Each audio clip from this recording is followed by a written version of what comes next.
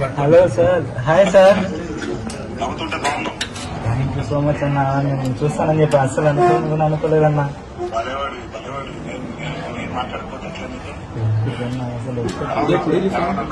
బాగుందన్న, మనం ధైర్యంగా ఉందన్న, ఏం ప్రాబ్లం లేదు.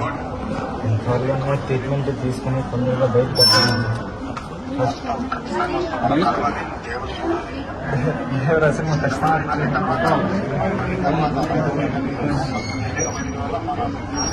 అసలు ఖచ్చితంగా వస్తుంది.